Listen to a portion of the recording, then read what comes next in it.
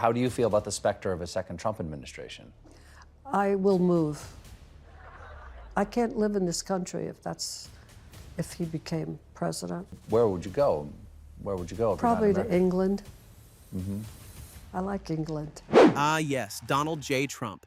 The man who could bankrupt a casino, turn a presidential podium into a stand-up comedy stage, and somehow make spelling errors feel like a national emergency. He's the guy who thought bleach could cure COVID, believed windmills cause cancer, and once stared directly into a solar eclipse like it was a pop quiz he forgot to study for. And when he became president, the world collectively blinked and said, "Wait, what?" Even the Statue of Liberty looked like she wanted to pack her bags and ask Canada for a dual citizenship. But nobody, and I mean nobody, was more stunned, horrified, and theatrically offended than the queen of drama, Barbra Streisand. Barbra didn't just react. She descended from her vocal throne, looked at America, and basically screamed, "I'm not staying here if this tangerine nightmare is in charge." Seems like she'd rather deal with kingdoms instead.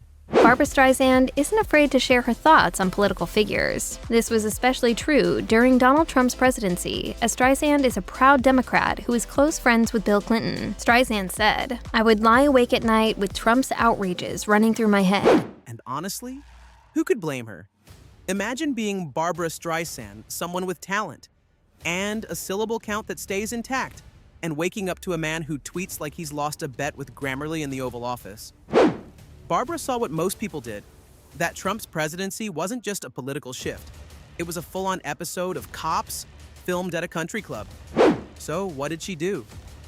If you are ready to move to England because of Trump, but love America too much, make sure to like, subscribe, and comment your favorite Trump joke. On November 2nd, Barbra Streisand is releasing a new album called Walls. Where did that title come from? I want to put a wall up so I don't have to hear this. The songs all have a political edge, shocking. including one that she wrote herself called Don't Lie to Me, directed to whom she calls the liar-in-chief. Listen.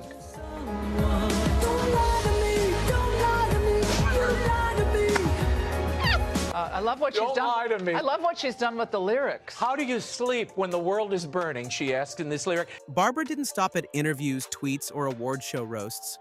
Oh no, Barbra Streisand weaponized music. Because when a Broadway legend is mad, she doesn't yell, she composes an album. In 2018, Barbra dropped Walls, her first album of entirely new material in over a decade. And make no mistake, this wasn't just an album. It was a musical resistance movement, a harmonized rebellion, a melodic middle finger aimed directly at Trump Tower. It opens with the track, What's on My Mind, which sounds soft and introspective until you realize it's Barbra, quietly plotting a vocal coup. And just when you think she's calming down, she hits you with Don't Lie to Me, an absolute scorcher of a ballad that sounds like a breakup song, but is really a sonic courtroom cross-examination of Donald J. Trump. Why does Barbra go so in-depth for these songs about Trump in the first place? After the election, I became mortified, and terrified. And so I had to use my creative energy I had to put it somewhere. You know the last time Barbra felt mortified? Probably when someone sang Memory from Cats Off Key in front of her. She described election night like a bad dream. Except the dream was orange, had bad hair, and declared war on punctuation. She said, "I couldn't believe what I was seeing. I thought, this can't be real. This has to be an SNL skit gone too far." But then, the results kept coming in. Barbra wasn't just upset, she was spiritually offended. It was like someone threw a Big Mac at the Mona Lisa, or replaced the Constitution with a Cheesecake Factory menu. She said she literally couldn't hold in the motion anymore. She had to release it through music or she'd lose her mind. And knowing Barbra, that would mean not just yelling into the void like the rest of us, but belting a power ballad so intense it might rupture the windows of Trump Tower. She says Trump's going to be indicted for stealing the classified documents. He's going crazy. telling people to fight. We remember what happened on the 6th. Quote, the strong are quiet, the weak start riots. And then she writes it, rapper Memphis Bleak. People were loving this. Deezus, who's also been on this show, says Babs pack at 3 9s. Like, yeah. Like the year. Someone else said Barbara got her mind right, money right, ready for war. That's a fact. Now you're here. What do you want to say to Streisand?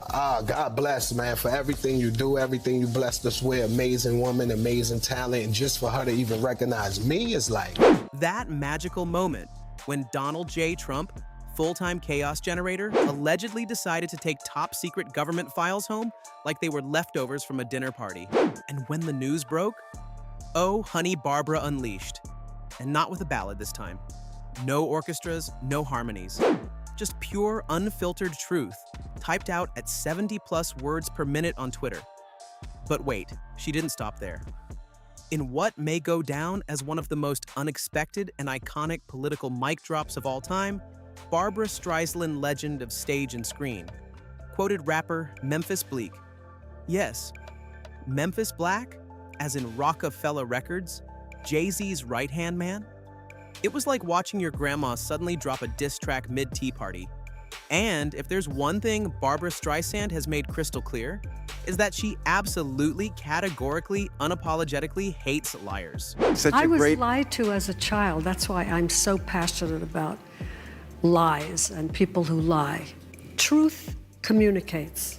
Lies... It reads, yeah. Well, in this case, I mean, his lies seem to work for a bit. But truth eventually wins out, don't you think? Well, what do you mean? Just think about climate change. What's going to happen to your future, your children's future? This is a terrible problem. The Republicans and this administration have wiped off all of the information about climate truth. The truth of climate. We're talking full-body recoil levels of hate, the kind of loathing usually reserved for off-key duets and unsalted matzo ball soup. So when Trump, the undisputed world champion of public fibbing, started firing off falsehoods like he was auditioning for a pathological liar competition, Barbra was already halfway to DEFCON 1. This wasn't just a political difference for her. It was a moral offense. But it wasn't just Trump himself that Barbra had a problem with. It was the entire Republican Party. She watched in horror as truth became optional, as elected officials twisted themselves into rhetorical pretzels, trying to defend Trump's latest scandal, tweet, or tantrum. It wasn't a party anymore, it was a synchronized gaslighting routine. And Maher, who's no stranger to roasting political absurdity, nodded in agreement like he was watching the diva of truth herself, delivering the State of the Union Broadway edition. What do you make of the political climate of the United States now? Bad. Well, I like Biden. I like Biden. I think he's done a good job. I think he's compassionate. He's smart. He supports the right things. Barbra couldn't believe it. Trump again. Back in the White House.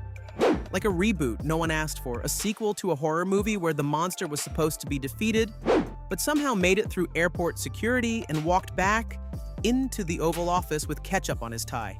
And in true Barbra fashion, she wasn't just upset. She was personally betrayed by democracy itself.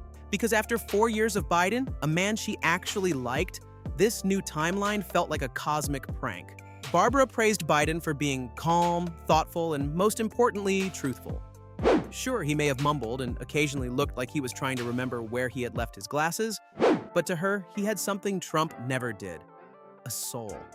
She appreciated that he wasn't obsessed with himself, that he let experts speak, that he didn't need to turn every event into a rally where he ranted like a retired WWE villain who just discovered TikTok. So yes, Barbra liked Biden, she respected him. And now, watching Trump strut back into power like he never left, she was furious. Donald Trump is making me gain weight.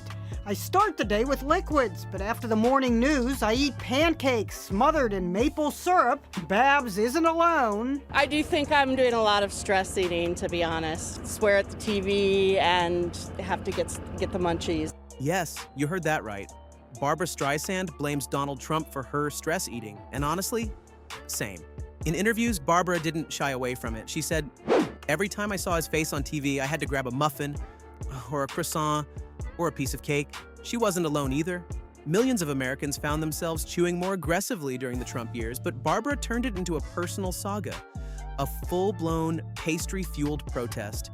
Any wall you can build, I can build taller. I'm not building I a can wall. build any wall taller than you. No, you can't. Yes, I can. No, you can't. Yeah, huh? No, you can't. Yes, I can, and I'm gonna get Mexico to pay for it. Don't count on it, okay? Now, Barbra and Fallon, that's a duo nobody asked for, but everyone needed, because Jimmy Fallon has made a second career out of mocking Donald Trump. And Barbra? Well, she's been doing it in surround sound with an orchestra and lighting cues. Fallon called the wall the world's most expensive go trip, and said Trump treated immigration policy like he was designing the set for a new reality show called Extreme Border Makeover. And Barbra? Barbra responded the only way she knows how. She dropped a whole album called Walls. Her walls weren't made of concrete and nationalism, and they were made of lyrics, heartbreak, resistance, and just enough vibrato to melt down Mar-a-Lago's security gates. Barbra Streisand has made it clear she hates liars, she misses Biden's honesty, and she has zero tolerance for orange-colored chaos being repackaged as leadership. And if she gains a few pounds along the way, blame Trump and pass the cheesecake. So the next time the news gets too weird and the press conferences start sounding like improv night at a cult meeting, just remember, Barbra's probably watching too, rolling her eyes, grabbing a muffin, and whispering in perfect pitch, "Don't lie to me." If you enjoyed this, make sure to watch our hilarious video on JD Vance losing it after what Jennifer Aniston said about him.